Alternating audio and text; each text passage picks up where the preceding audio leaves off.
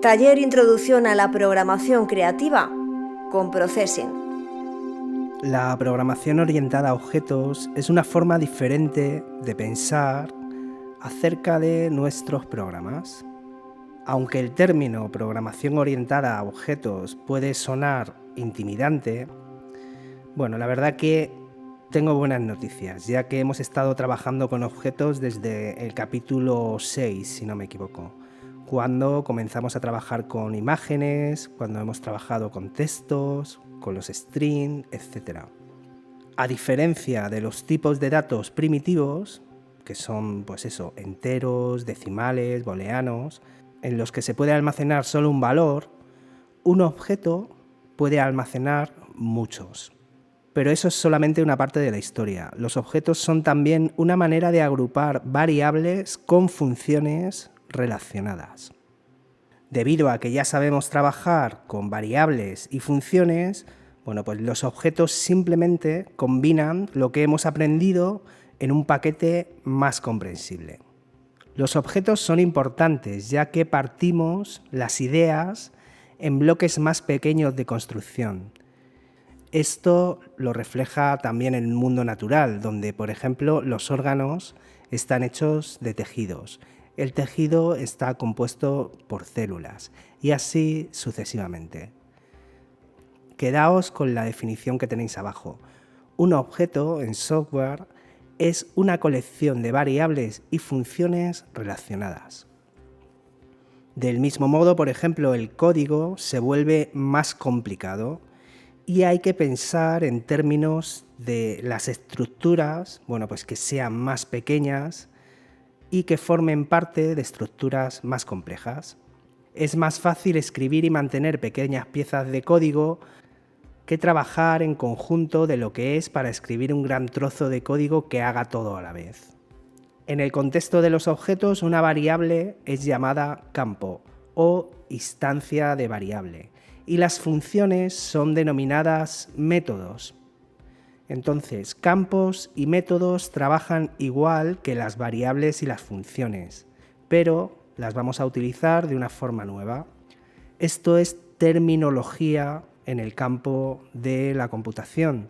Entonces, tampoco os preocupéis demasiado si de repente os equivocáis y en lugar de denominar campos a las variables que están dentro de un objeto las denomináis variables, no pasa nada. Y lo mismo sucede con las funciones y los métodos.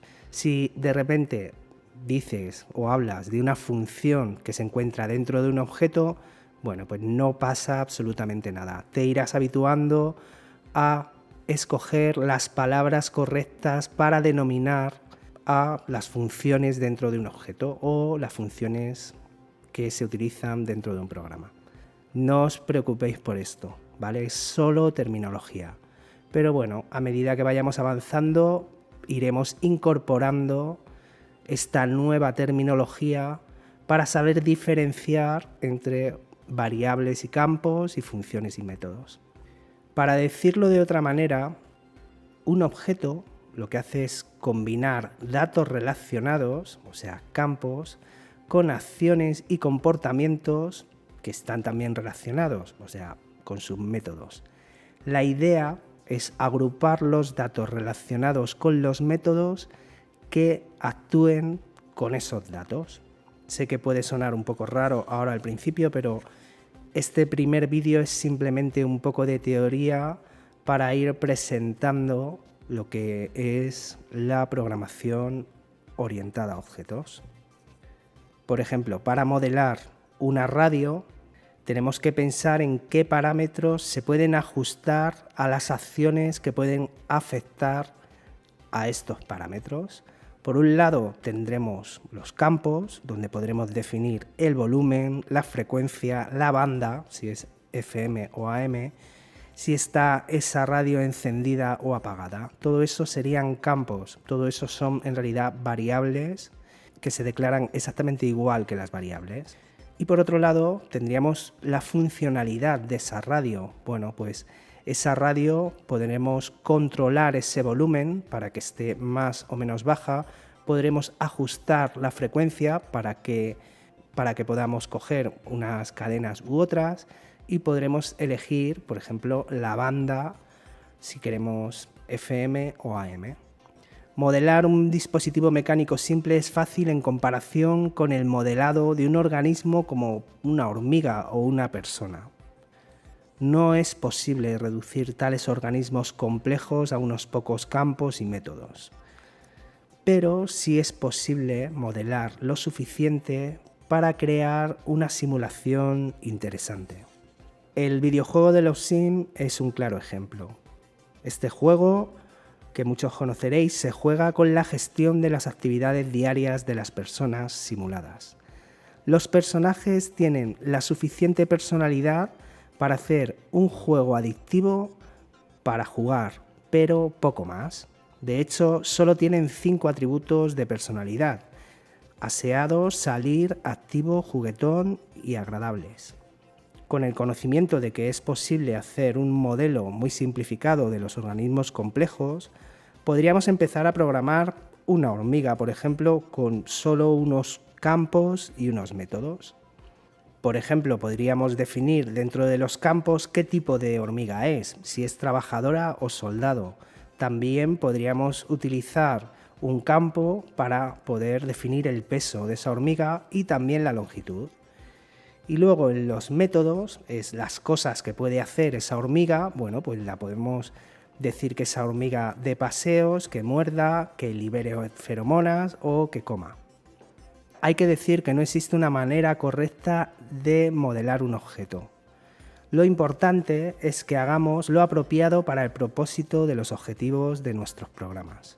Antes de empezar a crear un objeto, bueno, debemos definir una clase. Y una clase es la especificación de un objeto.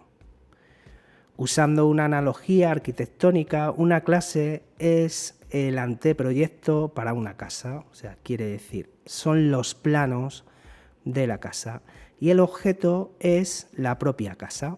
Cada casa hecha con el proyecto básico puede tener variaciones, y los planos es solo la especificación, pero no es la estructura construida. Por ejemplo, una casa puede ser de color azul, la otra puede ser de color rojo, una casa podría tener chimenea y otras no. Lo mismo sucede con los objetos. Cada clase define los tipos de datos y los comportamientos, pero cada objeto casa, hechos de una sola clase, o sea, de un solo anteproyecto, tiene variables como pueden ser el color, la chimenea, que se establecen para diferentes valores. Para usar un término más técnico, cada objeto es una instancia de clase y cada instancia tiene su propio conjunto de campos y métodos. Y antes de terminar el vídeo, bueno, tenéis otro ejemplo, otra analogía. Nuestra clase sería el molde de galletas y los objetos serían las propias galletas. El molde, bueno, pues a lo mejor podemos definir una serie de acciones para que nuestras galletas sean diferentes, pero el molde solamente va a haber uno y nos puede permitir crear cientos de galletas. Y hasta aquí llega esta introducción a la programación orientada a objetos con Processing. Espero que hayáis podido aprender algo con nosotros. Nos vemos muy pronto en el siguiente vídeo. Muchas gracias y hasta luego. A-Room, Escuela de Nuevas Tecnologías para Mentes Creativas.